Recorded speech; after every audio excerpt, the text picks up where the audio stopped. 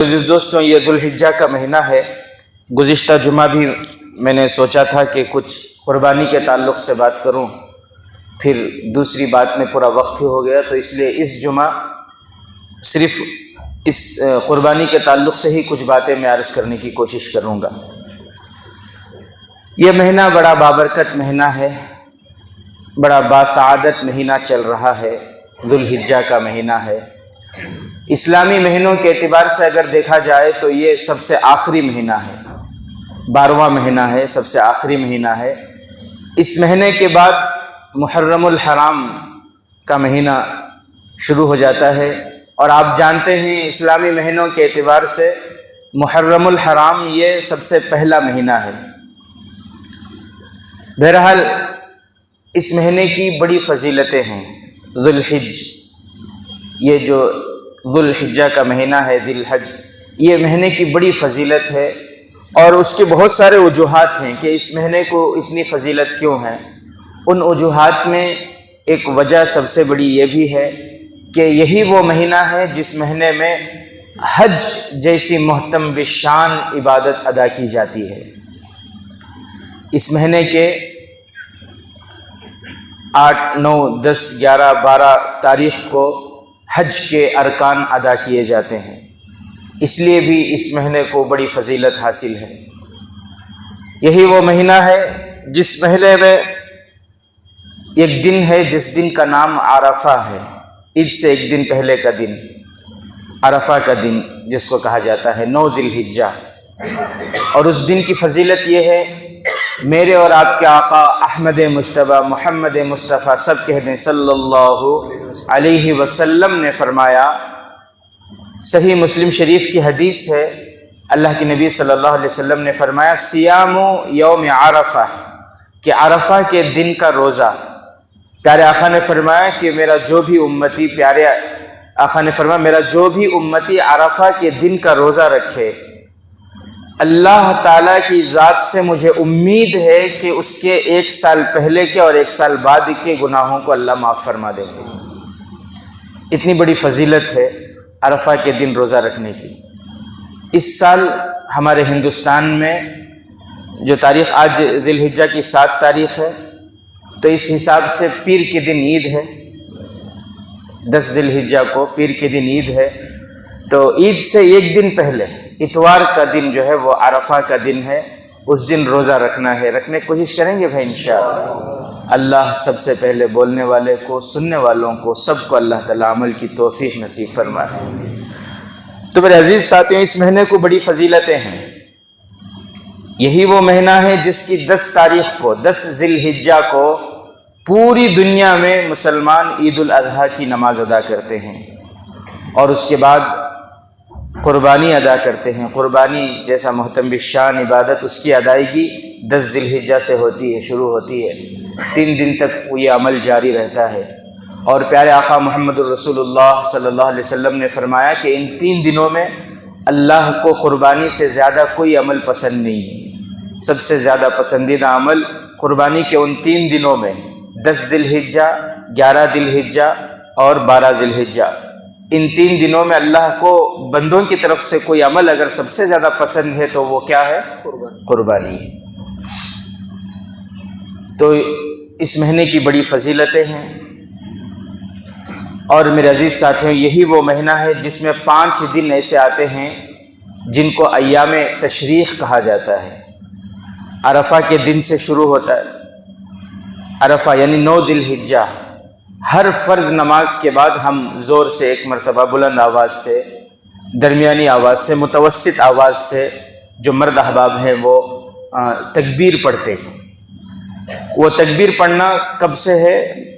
عرفہ کے دن سے، یعنی اتوار کے دن فجر کی نماز کے بعد سے، ہر فرض نماز کے بعد، چاہے مسافر ہو، چاہے ہم جماعت کے ساتھ پڑھیں، چاہے ہم مسجد میں پڑھیں، گھر میں پڑھیں، کہیں بھی، ہر فرض نماز کے بعد ایک مرتبہ وہ تکبیر پڑھنا ہے، اللہ اکبر اللہ اکبر، لا الہ الا اللہ واللہ اکبر، اللہ اکبر وللہ الحمد۔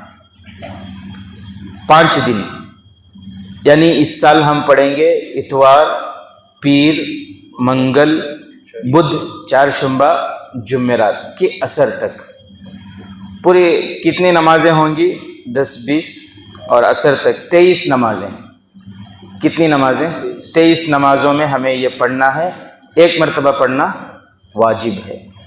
تو میرے عزیز ساتھیو، اس مہینے کو بڑی فضیلت ہے۔ یہی وہ مہینہ ہے جس مہینے کو ذی الحجہ کا مہینہ کہا جاتا ہے۔ اس مہینے میں سب سے اہم عبادت جو ہے وہ قربانی ہے۔ قربانی کی مشروعیت کب ہوئی؟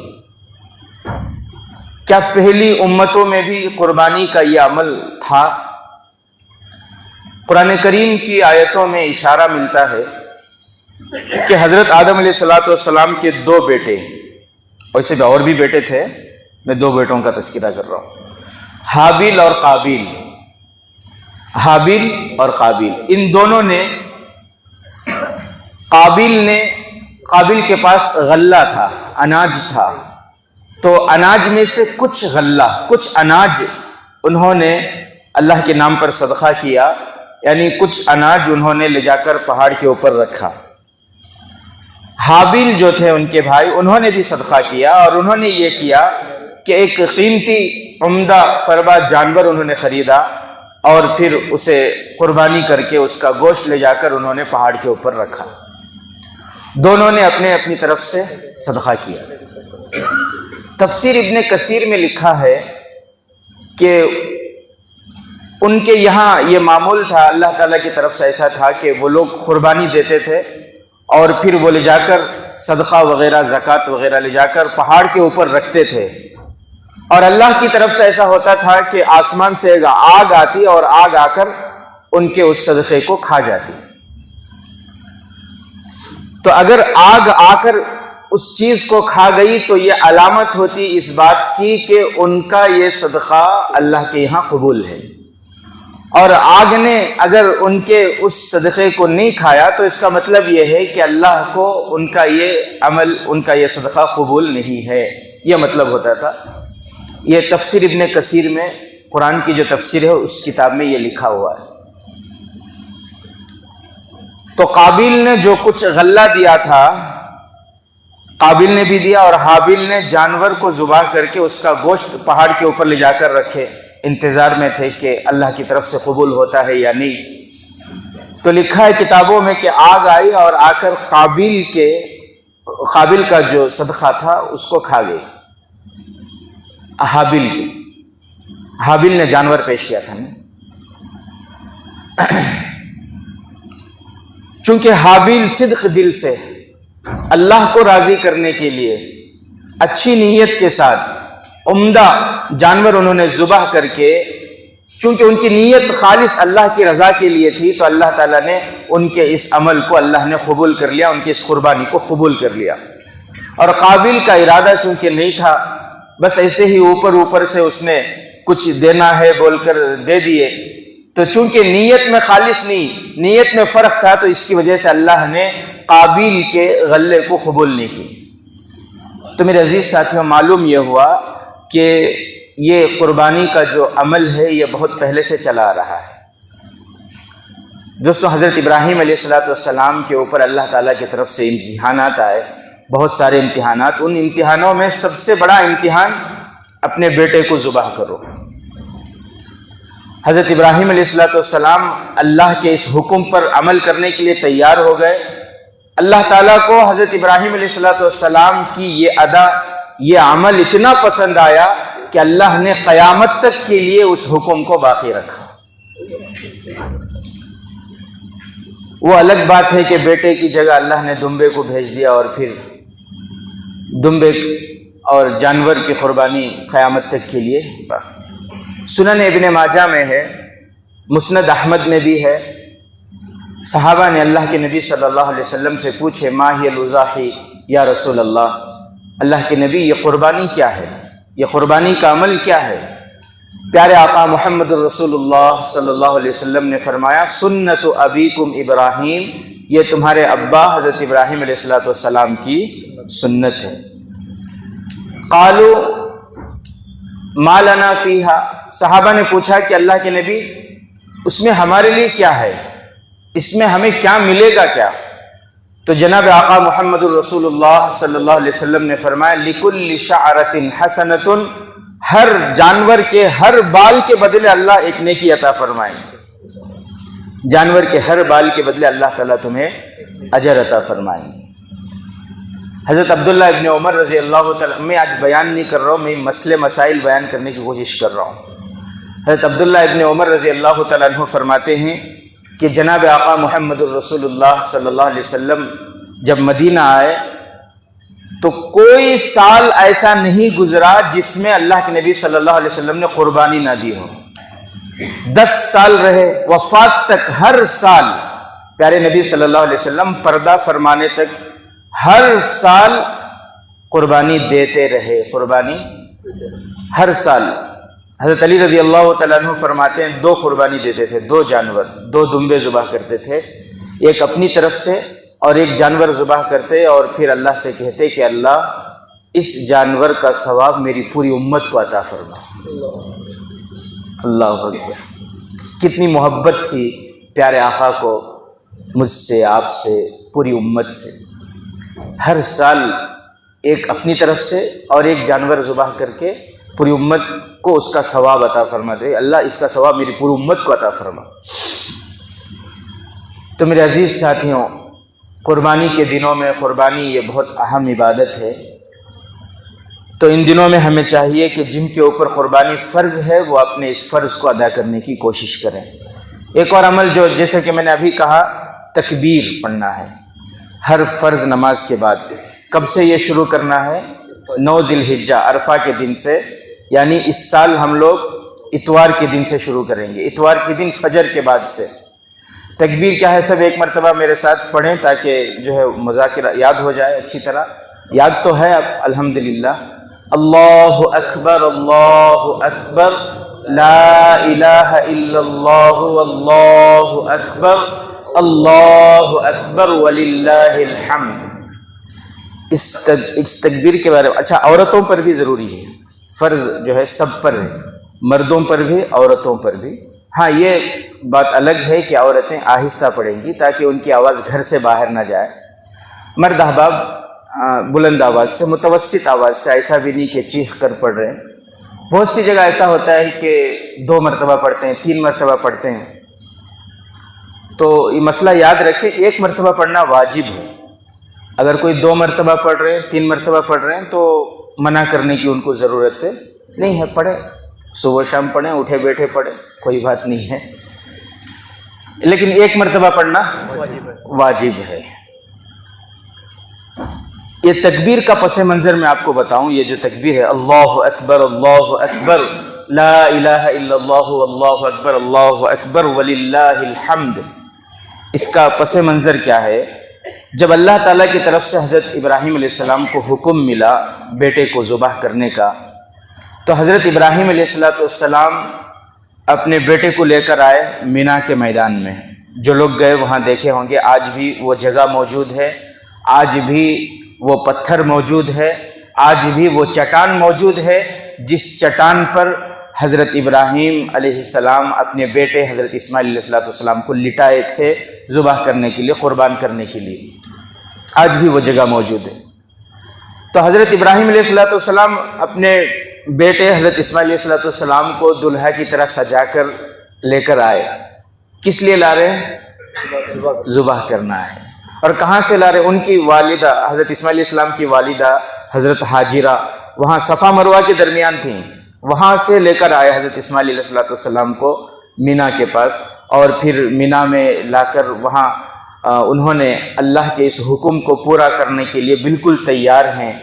تو حضرت اسماعیل علیہ السلام کہتے ہیں ابا سے کہ ابا، کہیں ایسا نہ ہو کہ آپ میرے چہرے کو دیکھ کر اللہ کے حکم میں، آپ کے ارادے میں کوئی تذبذب آ جائے، ایسا نہ ہو، اس لیے آپ ایک کام کریں، اپنے آنکھوں پر پٹی باندھ لیجیے۔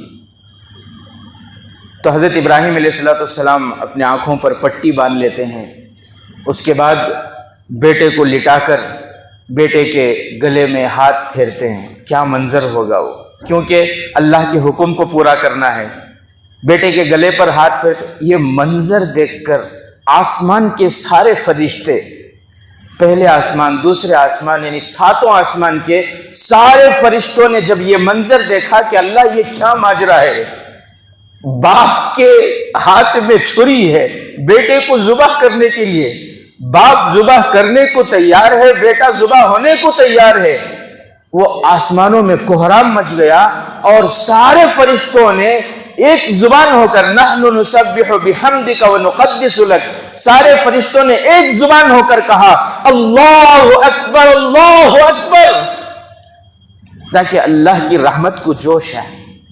اللہ یہ کیا ماجرا ہے، اللہ رحم کیجئے، اللہ رحم کر دیجئے۔ سارے فرشتوں نے جب یہ ایک زبان ہو کر یہ کہا اللہ اکبر اللہ اکبر، تو اللہ نے فرمایا کہ کیا بات ہے، میرا حکم پسند نہیں آیا فرشتوں کو؟ حالانکہ وہ تو ایک آزمائش، وہ ایک امتحان کی گھڑی تھی۔ جب فرشتے یہ کہنا چاہ رہے تھے کہ اللہ یہ کیا ماجرا ہے، آپ نے باپ کے ہاتھ میں چھری دے دی، بیٹا ذبح ہونے کو تیار ہے۔ ادھر حضرت اسماعیل علیہ السلام اپنے ابا سے کہتے ہیں کہ ابا مجھے آپ الٹا لٹا دیجئے، مجھے آپ الٹا لٹا دیجئے، تاکہ کہیں ایسا نہ ہو کہ میں آپ کا چہرہ دیکھوں اور پھر اللہ کے اس حکم کو پورا کرنے میں کوئی کمی بیشی ہو جائے، کہیں میری نیت نہ بدل جائے۔ باپ کے آنکھوں میں پٹی ہے اور انہوں نے کہا کہ مجھے الٹا لٹا دیجئے، ذبح تو ادھر سے ہوتا ہے لیکن انہوں نے کہا مجھے الٹا لٹا دیجئے، الٹا لٹا دیے۔ ابھی گردن پہ ہاتھ پھیر رہے ہیں، آسمانوں میں کوہرام مچا، سارے فرشتوں نے ایک زبان ہو کر کہا اللہ اکبر اللہ اکبر۔ فرشتوں کے کہنے کا یہ مقصد تھا کہ اللہ رحم کیجئے، اللہ اس حکم پر کوئی فیصلہ، اللہ اس پر آپ رحم کیجئے۔ فرشتوں کے کہنے کا مطلب یہ تھا کہ اللہ آپ اتنے بڑے ہیں، آپ اتنے بڑے ہیں، اتنی چھوٹی سی قربانی کی آپ کو کیا ضرورت ہے؟ فرشتوں کے اس تکبیر پر، اللہ اکبر پر حضرت ابراہیم علیہ السلام نے جواب میں فرمایا لا الہ الا اللہ واللہ اکبر، نہیں کوئی معبود، اے فرشتوں سنو، نہیں کوئی معبود سوائے اللہ کے، وہ سب سے بڑا ہے، میں جو کچھ ہوں اسی سے ہوں، میرے پاس جو کچھ ہے اسی کے لیے ہے، رب کا فرمان ہے، ابراہیم اس پر قربان ہے۔ یہ تو کچھ بھی نہیں ہے۔ حضرت ابراہیم علیہ السلام نے گویا کہ یوں فرمایا کہ اللہ اتنے بڑے ہیں، اتنے بڑے رب کے لیے اتنی سی قربانی، یہ کون سی بڑی بات ہے، اس سے کیا فرق پڑ جائے گا؟ جو رب مجھے 99 سال کی عمر میں بچہ دینے پر قادر ہے، وہ رب پھر مجھے دوبارہ سے دینے پر قادر ہے، اس کے حکم کو پورا کرنے کے لیے میں تیار ہوں۔ حضرت ابراہیم علیہ السلام نے فرشتوں کے اللہ اکبر کے جواب میں فرمایا لا الہ الا اللہ واللہ اکبر۔ ادھر حضرت اسماعیل علیہ السلام جو لیٹے ہوئے ہیں، انہوں نے جب یہ سارا ماجرا سنا، فرشتوں کی تکبیر اور پھر ابا کی تکبیر، تو حضرت اسماعیل علیہ السلام نے کہا اللہ اکبر وللہ الحمد۔ حضرت اسماعیل علیہ السلام نے فرمایا کہ اے اللہ، آپ نے مجھے قربانی کے قابل سمجھا، آپ نے ابا کو یہ حکم دیا خواب کے ذریعے مجھے قربان کرنے کا، آپ نے جو مجھے قربانی کے قابل سمجھا، آپ نے جو مجھے قربانی کے لیے کہا، اس لیے میں آپ کا شکر ادا کرتا ہوں۔ اور انہوں نے کہا اللہ اکبر وللہ الحمد۔ انسان کوئی چیز کب مانگتا ہے؟ جب اسے وہ چیز پسند آتی ہے، بھئی ذرا یہ میرے لیے بھی منگوا دو، بھئی ذرا وہ چیز دے دینا۔ کب انسان پوچھتا ہے؟ جب اسے وہ چیز محبوب ہو، پسند ہو۔ اور موت کیا ہے؟ محبوب سے ملانے کی چیز ہے نا موت۔ الموت جسر یوصل الحبیب الی الحبیب، موت ایک پل ہے، قربانی کے ذریعے یہ موت آ جائے گی اور پھر جو ہے محبوب اپنے حبیب سے مل جائے گا۔ تو حضرت اسماعیل علیہ السلام نے فرمایا کہ اللہ نے مجھے قربانی کے قابل سمجھا، اس پر میں فخر سے کہتا ہوں اللہ اکبر وللہ الحمد، اللہ تیرا شکر ہے کہ تو نے مجھے قابل قربانی سمجھا۔ تو بہرحال میرے عزیز ساتھیوں، یہی وہ تکبیر ہے جو ہمیں پڑھنا ہے عرفہ کے دن سے، فجر کے بعد سے لے کر 13 ذی الحجہ، 9، 10، 11، 12، 13، اتوار، پیر، منگل، بدھ، جمعرات کی عصر تک، ہر فرض نماز کے بعد پڑھیں گے بھی انشاءاللہ۔ امام صاحب اگر بھول جائیں تو انتظار میں نہ رہیں، وہ بھی انسان ہے، غلطی ہر انسان سے ہوتی ہے۔ الانسان مرکب من الخطأ والنسیان، انسان، اللہ نے انسان کو ایسا بنایا کہ اس کے اندر اللہ نے اس کے مادھیم بھول اور چوک یہ انسان کے اندر ہے۔ سب سے پہلے انسان کون؟ سب انہی کی اولاد ہیں، ان سے بھول ہوئی کہ نہیں ہوئی؟ تو انسان سے بھول ہونا، لیکن ہمارے یہاں کیا، امام صاحب سے غلطی نہیں ہونا، امام صاحب سے غلطی ہوگی، کئی صاحب یہ انہوں فرشتے انہوں انسانش نہیں انہوں، ہمارے نزدیک، ہمارے خیال کے مطابق۔ تو اس لیے ہر فرض نماز کے بعد پڑھنا ہے۔ اگر امام صاحب بھول جائے، ہم پڑھیں زور سے، یاد آ جائے گا وہ بھی پڑھ لیں گے۔ کوئی اور بھولے ہوئے ہوں، ہم پڑھیں، ہمیں یاد ہے ہم پڑھیں، ہمارے پڑھنے سے ان کو بھی یاد آ جائے گا، اور ہمارے پڑھنے پر ان کو یاد آئے تو ان کے پڑھنے کا ثواب بھی ہم کو ملے گا۔ تو بہرحال اور ایک مسئلہ میں قربانی کے تعلق سے عرض کر دوں، جانور ہم لوگ خریدتے ہیں، بکرے کے لیے 1 سال ہونا ضروری ہے، 1 سال ہو یا پھر 8-9 مہینے کا ہے، لیکن اتنا عمدہ ہے، فربا ہے کہ 1 سال کے بکریوں میں اگر کھڑا کر دیا جائے تو پھر اسے چھانٹنا مشکل ہے، معلوم فرق کرنا مشکل ہو رہا ہے، اتنا عمدہ ہے۔ تو پھر ایسے 8-9 مہینے کے جانور، چھوٹے جانور، بکرے کے بارے میں بتاؤں، دمبا، بکرا وغیرہ، اس کے لیے 1 سال کم سے کم ہونا ضروری ہے۔ اور بڑا جانور ہے، جیسے بڑے جانور کے لیے 2 سال کا ہونا ضروری ہے۔ اور اسی طرح اگر کوئی اونٹ کی قربانی دے رہے ہیں، ہمارے یہاں تو نہیں ہے اونٹ، پہلے کبھی کبھی 1-2 آ جاتے تھے، اب تو وہ بھی بہت کم ہیں، تو اونٹ کے لیے 5 سال ہونا ضروری ہے۔ 5 سال سے کم کے اونٹ کی اگر آپ قربانی دیں گے تو وہ قربانی ادا نہیں ہوگی۔ اچھا، بڑے جانور میں، بکرے میں تو 1 بکرا 1 آدمی کی طرف سے، بڑے جانور میں 7 آدمی شریک ہو سکتے ہیں۔ اگر 2 آدمی شریک ہو کر ایک بڑے جانور کی قربانی دے رہے ہیں تو بھی ادا ہو جائے گا۔ زیادہ سے زیادہ کتنے آدمی شریک ہو سکتے ہیں؟ 7 کے اوپر نہیں، لیکن 7 کی نیت ایک ہونا ضروری ہے، یہ مسئلہ یاد رکھیں۔ 7 کی نیت قربانی کی ہونا ضروری ہے، 7 کی نیت اللہ کی رضا ہونا ضروری ہے۔ 7 میں سے کوئی ایک بھی اگر گوشت کھانے کی نیت ہے تو ان 7 کی قربانی نہیں ہوگی، یاد رکھیں۔ اور ایک بات، بڑے جانور میں حصہ لے رہے ہیں، 7 آدمی حصہ لے سکتے ہیں، لیکن 7 کے پیسے حلال ہونا ضروری ہے۔ 7 کے پیسے حلال ہونا، اگر کسی ایک کی نیت اچھی ہے اللہ کے واسطے اچھے، لیکن پیسے کہاں سے لاکھ دے رہی، حصے کو سنگا سے اٹھا لے کر دے رہی، یہ ان کے علاوہ جو 6 ہی نہیں، ان کی بھی قربانی نہیں ہوتی۔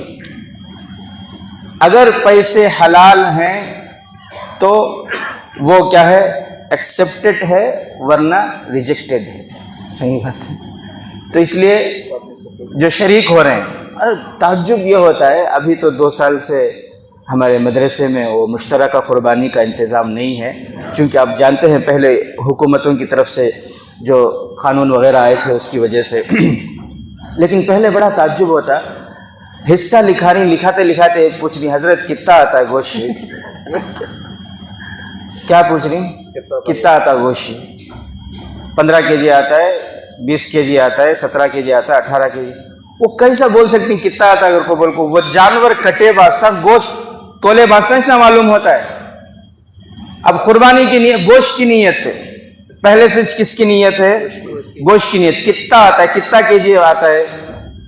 اب قصابان کیا کرے، دیکھ کو وہ حساب سے انہوں بھی بولنا شروع کرے، کیا اب گوشت کتنا چل رہا ہے، قیمت کیا چل رہی ہے بڑے جانور کی گوشت کی؟ 250 روپے سمجھو نا، تو اب 5,000 کا حصہ ہے بولے تو انہوں وہ حساب سے بولتی ہوں صحیح بات ہے، وہ حساب سے انہوں بولتی 15 kg سے 20 kg تک آتا ہے گھر کو. اللہ حفاظت فرمائے، یہ بہت نازک مسئلہ ہے. اب وہ حساب سے انہوں بول دی، اب اس کے بعد آپ ان کو دے دیا، آپ جانور بھی نہیں دیکھے وہ کہاں کٹ رہا وہ بھی معلوم نہیں آپ کو، خالی گوشت ہونا آپ کو. نہیں تمہیں بولے تھے نا 15 سے، اب انہیں کیا کرتی ہیں، وہ کاٹ کو گوشت وہ برابر کا تش تول کو لے لگا دے ڈالتی ہیں. ان کو کیا ہونا، انہوں بیٹھی سچ کمانے نہیں. اگر اللہ کا ڈر خوف نہیں ہے تو یہ قربانی نہیں ہوتی، اس سے قربانی نہیں ہوتی. تو اس لیے گوشت میں کمی بیشی ہو سکتی ہے جانور کے حساب سے. جانور اگر موٹا تازہ ہے عمدہ ہے تو گوشت 1-2 kg زیادہ بھی آ سکتا ہے، اور اگر جانور زیادہ عمدہ فربا نہیں ہے تو 1-2 kg کم بھی ہو سکتا ہے. لیکن یہ گوشت کا حساب مت رکھو. تو اس لیے میرے عزیز ساتھیوں میں یہ کہہ رہا تھا کہ بڑے جانور میں جو ہے وہ زیادہ سے زیادہ کتنے لوگ شریک ہو سکتے ہیں، 7 لوگ شریک ہو سکتے ہیں. لیکن اس کے لیے شرط یہ ہے کہ 7 کی نیت قربانی کی ہو، 7 کی نیت اللہ کی رضا کے لیے ہو. اس میں سے کسی ایک کے پیسے بھی اگر حرام ہیں تو پھر 7 کی قربانی نہیں ہوگی. اگر کسی ایک کی نیت بھی اگر صرف گوشت کھانے کی ہے تو پھر 7 کی قربانی نہیں ہوگی. ایک اور کام جو ہوتا ہے ہمارے یہاں عید کے دن، وہ گوشت تقسیم کرنے کا معاملہ. گوشت کیا ہے؟ قربانی کا گوشت تقسیم کرنے کا معاملہ. پہلے آپ کو میں حدیث بتا دوں. جناب آقا محمد الرسول اللہ صلی اللہ علیہ وسلم نے پہلے یہ فرمایا کہ گوشت ذخیرہ مت کرو. پہلے شروع میں اللہ کے نبی صلی اللہ علیہ وسلم نے فرمایا تھا مدینے میں صحابہ کو کہ گوشت جمع کر کے مت رکھو. کیوں؟ اس لیے کہ اس وقت قربانی دینے والے بہت کم ہوتے تھے، گنے چنے ہوتے تھے جن پر قربانی واجب ہوتی تھی. قربانی دینے والا ایک ہے اور ادھر لینے والے 20 ہیں، 30 ہیں، 40، 50 ہیں. تو اس لیے اللہ کے نبی صلی اللہ علیہ وسلم نے منع فرمایا تھا کہ گوشت کو جمع کر کے مت رکھو. پھر اس کے بعد جب حالات بدلے اور ہر کوئی قربانی دینے کے قابل ہوئے تو اللہ کے نبی صلی اللہ علیہ وسلم نے پھر فرمایا کہ میں نے پہلے منع کیا تھا، نہیں تو میں نے تمہیں ادخر، میں نے تمہیں جمع کرنے سے منع کیا تھا، لیکن اب میں حکم دیتا ہوں کہ اگر ضرورت ہو تو تم جمع کر سکتے ہو. تو یہ جو کباباں کی جو سنت شروع ہوئی میرے خیال سے وہ صحابہ کے زمانے سے شروع ہوئی. جب سے مدینے میں پیارے نبی صلی اللہ علیہ وسلم کا حکم آیا کہ اب جمع کر سکتے ہو، اس کے بعد صحابہ باریک کاٹ کو نمک لگا کو دھوپ میں سکھا کو رکھتے تھے شاید. اس کے بعد پھر جو ہے کوئی کسی کو دینا ہو، غریب کو کوئی محتاج آئے تو ان کو دیتے، یا پھر دعوت کرنا ہو تو کرتے. ہمارے یہاں جو گوشت بانٹنا جو ہے نا، گوشت جو بانٹنا ہے یہ غریبوں کو بانٹنا ہے. اصل میں کسے بانٹنا بولو؟ ہمیں ہمارے یہاں کیا رواج لگا گا تو ہم نہ کون پہچان کے ہی کہ ہمارے کون رشتہ دار کی ان کچھ ہمیں بانٹنی سو. باقاعدہ بعض جنے وہ کوارا بنا کو نام بھی لکھ ڈالتی ہیں، یہ بھونی کو، یہ ماموں کو. یہ کیا ہو رہا ہے ہمارے یہاں بولے تو بھونی کے گھر کا سرا سالے کے گھر کو جا رہا ہے، سالے کے گھر کا سرا بھونی کے گھر کو جا رہا ہے. بھائی کے گھر کا جو پایا ہے وہ بڑے بھائی کے گھر کو جا رہا ہے، بڑے بھائی کا جو پایا ہے وہ چھوٹے. خالی روٹیشن ہو رہا ہے. یہاں کیا ہو رہا ہے؟ یہ خالی یہاں کا وہاں، وہاں کا یہاں. غریباں میں تقسیم کرو بولے تو آپس میں تقسیم کر لے رہی ہوں. یاد رکھو رہتی گئے سال کون کو نا کو دیے، اس سال ہمیں ان کو دینا. انہوں گرگیشوری میں رہے تو پرواہ نہیں، انہوں نرسی پور میں رہے تو پرواہ، جا کو دیکھا نا. یہ اصل نہیں ہے. اصل کیا ہے؟ غریبوں میں تقسیم کرنا. جن کے یہاں قربانی نہیں ہوئی، جن کے یہاں گوشت، مالداروں کو دینا ضروری نہیں ہے، رشتہ داروں کو دینا ضروری نہیں ہے. ضروری جو ہے وہ غریبوں کو دینا ہے. جن کے یہاں قربانی نہیں ہوئی، جن کے یہاں گوشت نہیں ہے، ان کے گھر میں بغیر گوشت کے یہ دن نہ گزرے. اس لیے یہ کوشش کرنا ہے، کریں گے انشاءاللہ. اور ایک مسئلہ یہ بتا دوں کہ قربانی کے واسطے سب سے بہتر تو یہ ہے کہ ہمیں قربانی دے رہی تو ہمارے جانور کو ہمیں ذبح کرنا، ہمارے جانور کو ہمیں ذبح کرنا. بہت سے ادنا اس کے اوپر عمل کرنے کی کوشش کرتے ہیں، لیکن بہت سے ایسے بھی ہوتے ہیں جن کو ڈر ہوتا ہے خون سے، اور کبھی جانور ذبح کیے نہیں تو ہاتھ ہدر رہا ہے. تو ایسے وقت میں کیا ہوتا ہے، قصاب ان کا ہاتھ پکڑ کو ان کی ہیلپ کرتی.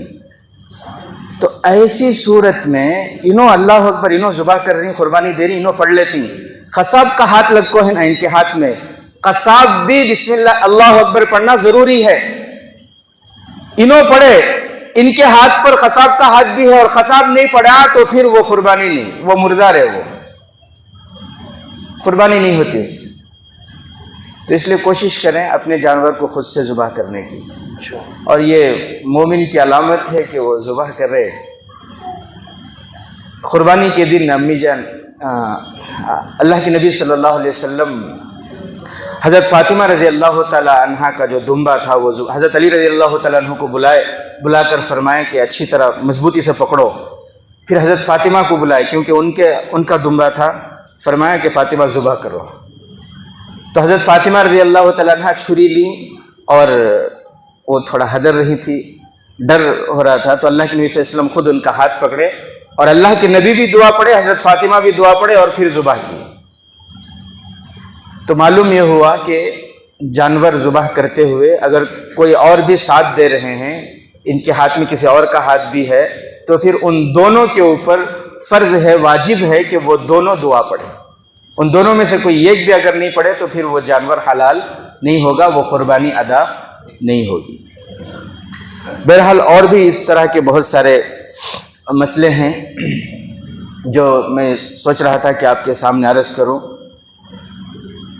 ان مسئلوں کو یاد رکھیں تو عزیز ساتھیوں جن کے اوپر قربانی فرض ہے فرض کس کے اوپر ہے یہ بات بتا کے میں اپنی بات کو ختم کروں آج جو نصاب چل رہا ہے مارکیٹ میں جو چاندی کا قیمت جو چاندی کی چل رہی ہے اس حساب سے 40 کو 9,000 کچھ چلر ہوتے ہیں سمجھو کہ 50,000 روپے جس کے پاس ہیں چاہے 50,000 کا مال ہو سونا چاندی ہو یا کیش ہو یا تجارت کا سامان ہو یا ضرورت سے زائد چیزیں 50,000 کی ہیں تو اس کے اوپر قربانی واجب ہے ہمارے یہاں ایک ماحول کیا بولے تو پورے گھر کی طرف سے ایک دمبا پورے گھر کی طرف سے ایک بکرا ذبح کر ڈالتی ہیں حالانکہ اس گھر میں 4-5 ایسے ہیں جن کے اوپر قربانی واجب ہے تو گھر میں آپ بیٹھے اب بیوی بچوں کو لے کر بیٹھیں اب دیکھیں کس کے پاس کتنا ہے بیوی کے پاس سونا چاندی کتنا ہے اگر 50,000 سے زائد ہے تو اس کے اوپر قربانی واجب ہے